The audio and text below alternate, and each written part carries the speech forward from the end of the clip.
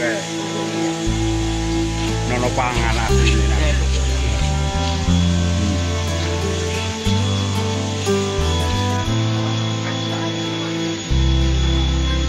Oh, gedang, Pak. Gedang lah, Pak.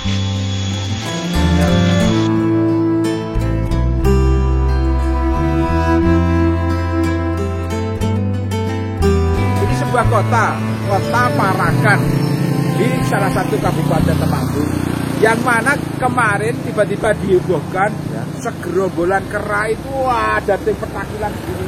Kalau kera kawanan kera. Salah aku bilang segerombolan. Gerombolan itu perompak, perampok. Nah, dia juga nantinya ke arah situ. Oh iya, karena mengambil paksa ya. Iya. Nah, sekawanan kera ini logikanya dia datang dari gunung, datang ke nyebrang dari sungai. Logikanya yang kedua ngerti. Kenapa dia tiba-tiba nyebrang ke sungai, ke pemukiman, itu namanya Jogomertan. Segala itu sampai kemudian nyebrang jembatan, naik ke atap-atap kantor Bank Mandiri, rumah sakit, itu ya yang kemudian menjadi fenomena baru bahwa ada yang telah berubah lingkungan kita ini, Mas Aksa. Yaitu di gunung dia kehabisan stok pangannya. Tanaman-tanaman di hutan sudah tidak ada, rumput-rumput yang biasanya mengeluarkan biji-bijian sudah disemprot sama petani. Petani pun sudah menganggap mereka sebagai hama, maka mereka sekarang tidak pernah lagi nanam jagung, nanam tomat, nanam buah, tidak pernah lagi. Ya itu tidak salah juga petani. Petaninya menghindar itu karena kan sudah tahu itu akan nantinya akan habis dimakan hama. Dimakan hama kera ini. Ya. Gitu. Nah, kita bagaimana sebagai orang yang bijak. Sok bijak. Karena kita bayar pajak. Oh iya. Nah, jadi kita bijak. Orang pajak taat bayar bijak. Kulawe itu. Kulawe. Iya. Nah itu gimana mensikapi ini kondisi seperti ini sebaiknya ya?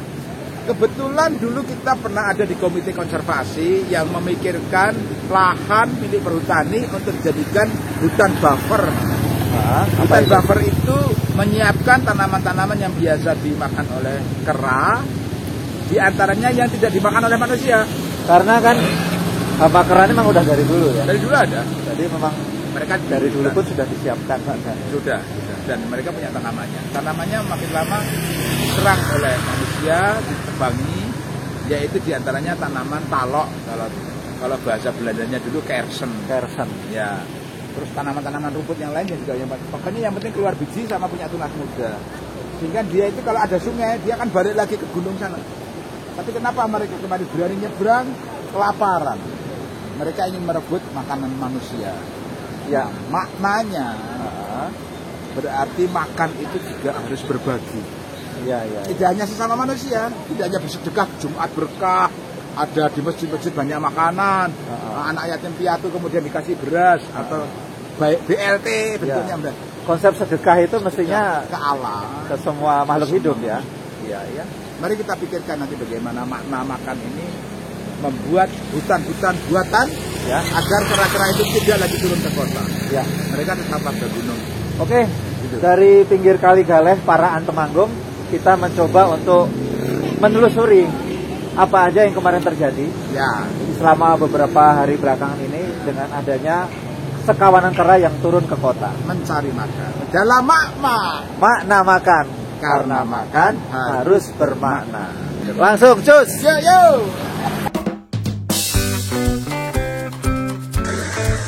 Masuk ke tengah kota. Ini ada di sekitaran Kali Galeh, Kota Parakan.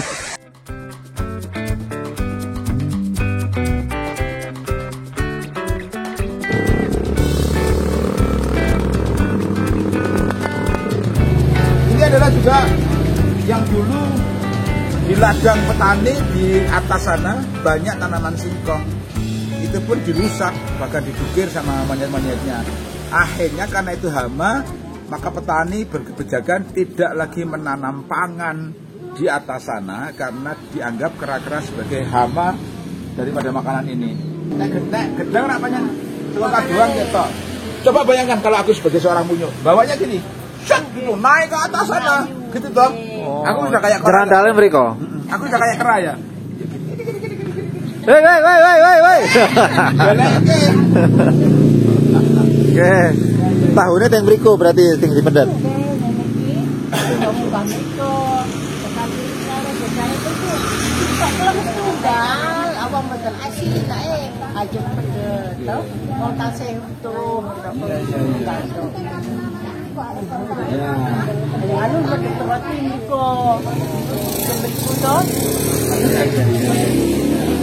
Lalu bang pada sekundingan.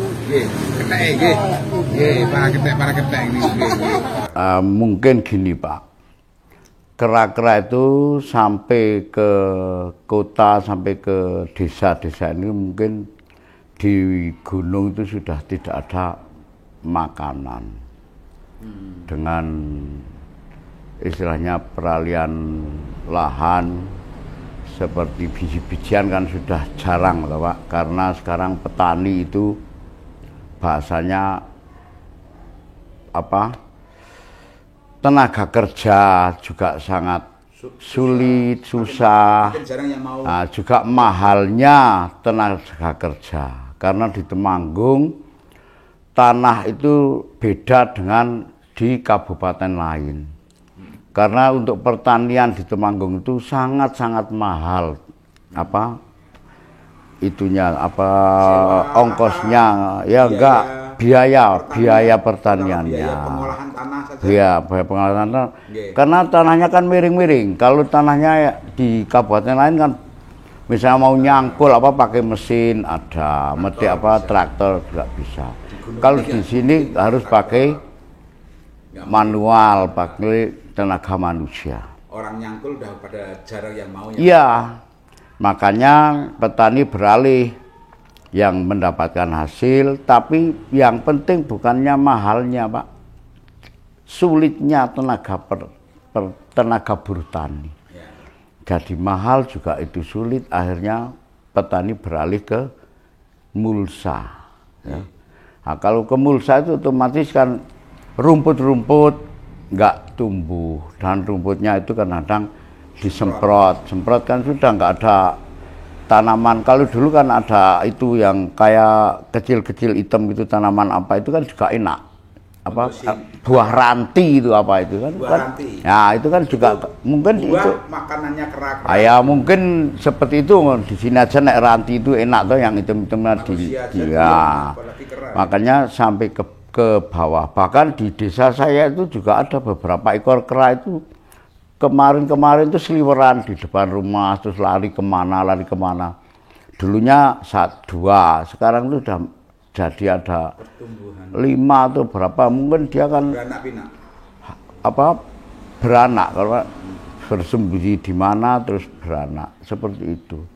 Karena ya tidak dipungkiri memang sekarang di mana pegunungan apa kan makanan kera itu ya sudah jarang Pak. Misalnya kok mosok kera mau makan pohon apa yang keras akasia kan mungkin. Nah, sebenarnya sejak dulu tuh udah ada kera itu.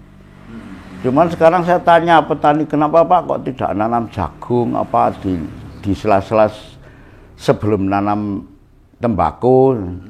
Wah Pak, enggak berani Pak, sekarang nanam jagung itu habis diserang kera. Jadi kera itu sendiri sudah jadi hama ya? Sebetulnya hama Pak, sebetulnya hama. Tapi saya tidak tahu nek kera itu kan, misalnya kok dibunuh di apa itu termasuk hewan dilindungi apa enggak, tapi dilindungi. Tapi kan menyerang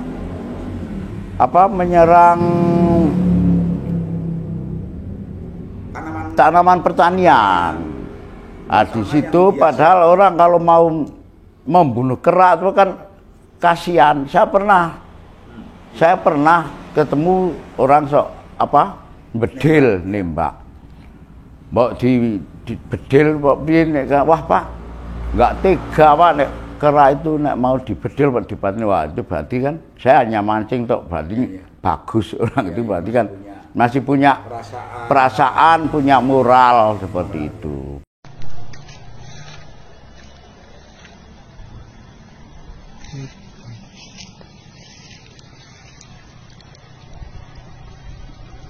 Kera pun juga dia butuh makan Pak. Cuman kalau makan, tapi kan kalau makan tuh ya nek maunya orang kan jangan merusak. Tapi nek kera itu kan biasanya tidak hanya makan, wah semuanya dirusak tuh Pak.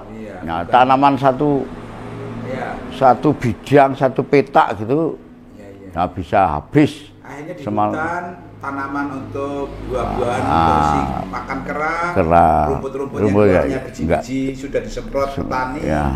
Akhirnya petani pun tidak berani nanam jagung, tidak berani nanam tomat. Nggak berani kalau yang di Ndeles itu nggak berani di sana. Ndeles itu adalah perbatasan. Ndeles itu tanah yang di atas, di luar pemukiman, di atas desa di pegunungan. Nah dulu masih ada Pak yang namanya jagung. Sebelum nanam tembakau, nanam jagung, nanam bawang. Sekarang ya kadang-kadang bawang itu pun sekarang itu nanamnya nggak yang jarang yang di Ndeles di tanah di bawah. Karena ya itu bawang merah, bawang putih itu katanya petani itu orang ini dimakan Pak, bahasanya dikerah ketek. Dikerah ketek. Seperti itu Pak. Dikerahnya itu kan karena bisa dimakan sama si ketek. Iya, tapi kan kadang makannya nggak enak terus mungkin penasaran akhirnya diwaker-waker semua Pak. Terus ini wah kurang enak sudah enggak. Namanya juga ketek. Nah, itu namanya juga ketek. Supaya kita jangan berperilaku. Iya, manusia pun ya sing berperilaku sekarang ngapain ketek. Jadi manusia serakah. Orang yang serakah ya pada ketek. Di situ tetap makhluk Tuhan yang butuh segerombolan panganan ya. Ya. Hutan habis, nyerang lahan pertanian, pertanian nggak berani nanam, akhirnya ke bawah, ke desa, ke kota, cari makanan sisa-sisa, mungkin ada buah-buahan yang dibuang, kan mungkin bakul buah kurang bagus hanya dibuang, tempat sampah, keteknya cari di situ. Tapi yang namanya ketek dikasihani juga ketek toh Pak. Orang sing menungso pun nek sing ora gelem ora di ngerti digawe apik di ora kasihani ya apa yang ketek. Ketek. Saya punya pemikiran. Bagaimana kalau teman-teman kita yang suka mendaki gunung, waktu itu pernah saya bilang, kita tinggal menyediakan bibit buah di camp-camp pendakian. Jadi kalau bisa setiap pendaki gunung nggak usah beli, yang menyediakan dari pemerintah atau dari LH atau ditaruh di camp-camp pendakian. Setiap satu pendaki minimal membawa satu tanaman buah yang cepat keluarlah, katakannya jambu air atau jambu biji, talo apa ya, tanam di pegunungan. Kalau kita yang suruh nanam gendong ke puncak nggak mungkin toh Pak. Yang jelas dengan tenaga yang sudah wisluyo, kita kan hanya pikiran, mensupport dan punya wawasan. Kalau bisa di camp-camp pendakian gunung itu disediakan bibit, dan setiap pendaki diwajibkan membawa satu pohon, tidak usah 10, satu pohon. Mungkin dia mau karena dengan kecintaannya dengan alam, kan harus mau merawat Pak, tidak hanya cinta loh. Nah, itu termasuk merawat tanaman yang cepat buah. Itu pemikiran saya waktu itu seperti itu Pak.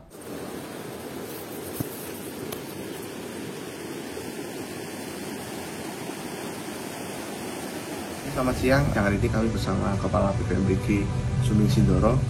Dalam hal ini BPBD Kabupaten Temanggung melaksanakan koordinasi terkait dengan fenomena alam adanya kawanan kera yang turun gunung di wilayah Kecamatan Paraan dan Pedung. Dalam hal ini kami sampaikan berdasarkan data secara visual dan juga data yang ada di BPMBG, status Gunung Suming dan Sindoro dinyatakan normal, sehingga kami berharap masyarakat tetap tenang, tidak panik dengan adanya kemunculan dari kawanan kera tersebut. Dan hal tersebut bisa dimungkinkan karena stok pangan bagi kera tersebut yang berkurang di wilayah gunung sehingga kawanan tersebut turun gunung. Berdasarkan hal tersebut, kami sampaikan ke masyarakat, kami himbau untuk tidak memberikan makan kepada kawanan kera tersebut sehingga tidak merubah perilaku dari kawanan kera tersebut. Dan kami harap masyarakat tidak mudah percaya terhadap isu-isu yang tidak dapat dipertanggungjawabkan. Kami dari BPBD Temanggung dan juga pos BPMBG akan selalu memantau status Gunung Sumbing dan Sindoro. Saat ini status Gunung Sumbing dan Sindoro level normal. Jadi kegiatan aktivitas itu terpantau normal.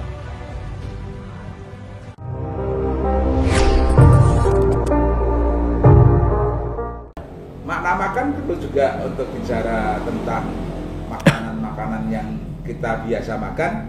Ini sudah mulai terganggu, tidak hanya hamanya di pertanian, tapi di warung-warung seperti Jumprit, Tidar, itu mereka caranya mengambil ya suka-suka si kera ya.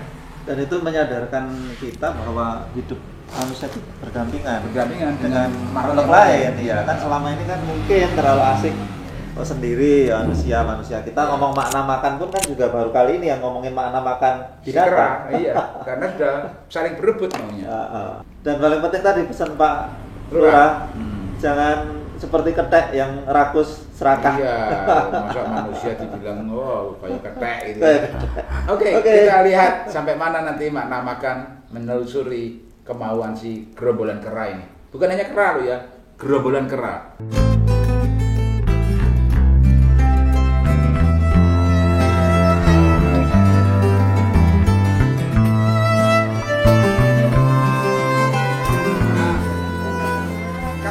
Tadi warungnya Mbah Doni inilah yang tadi banyak pisangnya, dan beliau sudah ada di sini santai, kita mau ngobrol. Kenapa kok sampai diserang kera ya? Sekawanan kera. Mbah Doni kalau ngarani ketek apa munyo apa? Ketek. Ketek ya. Ketek itu kera. Nah Mbah Doni ini sudah sering ya niku warungnya diserang sama ketek-ketek itu ya? Ya. Anek jane ku anggaran ujug-ujug ngajre to ndek bujak-bujak kajeng samili padha wedi. Nah itu ganggu kan? Ganggu. Mbak Doni tahu nggak ketek-ketek itu datang dari mana sih? Aduh kok dupine saking pundi ngoten iki ujug-ujug ngertos sing mriku. Kayak tambah kayak juga gedang luwe. Oh gitu. Dibiarkan aja. Roti nopo niku. Roti segala. Roti njupuk sing pi. Apa bayar?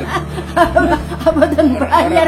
Iya. Luwe. Nah, ketek itu ternyata datangnya dari gunung di belakangnya rumah Mbak Doni ini. Oh, ngoten. Niku rak riyen pancen ketek-ketek niku rak gesange teng mriku, mana-mana dadi akeh. Ning panganane entek. Nek riyen kan ngomong deles niku rak sampeyan atese nandur jagung, nandur tomat. Yo ngerti nek diserang ketek dadi omong, ya ora nandur, men nandure tok mangsa mbako tok. Mongko rak ketek ora ana sing ngerokok tambah. Mboten. Nah, jebot enggak ada panganan yo nyerang ngene warunge Mbah Doni teng Gondosuli niki. Sing kula niku ping tok mikire, nah dek ini niku ora ndek panganan nggih, ora iso mangan. Gitu. Kok yo gampangane niku ora nyuwun karo Mbah, ora nembung, kok ngrebut ngono tok wae niku yo piye perasaane Mbah Doni niku? Wong saged nek mboten ke sakesane kudu tak dilei rek mboten juput dijo mlayu. Oh, nggih saged diusir. Nggih saged. Angger mboten lunga-lunga niku lha medeni bocah to. Medeni bocah yo percaya ora gelem daduku. Nggih. Dengan Mbah piye Mbah? Ora apa-apa ngoten to. Ane nggih meso wedi nggih wong bocah. Cuk tak dijreti rek jero sing itu balangake yo mlayu ya Mbah. Nah, Mbah niku wingi pirsa mboten nek nang kutha Parakan ya wis do teko ketek-keteke. Wis tekan ngisor. Oh. Dereng pirsa ora mesti TV. Mbah mboten tau. Mulane yo nang warung wae ya diparani kethek nggih. Malahane rasa nang bondin. Tapi begitu tiba-tiba enten kethek niku kaget no mboten kok tiba-tiba enten kethek ngaten.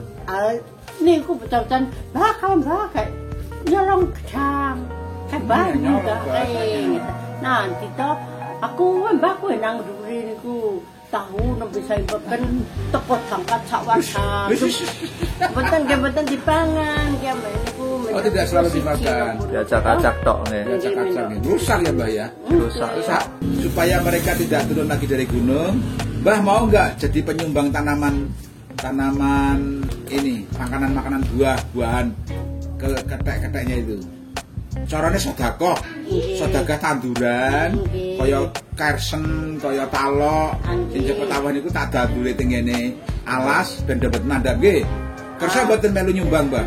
Nggih, purun mawon nek enten temriku lah wong niku ngelih.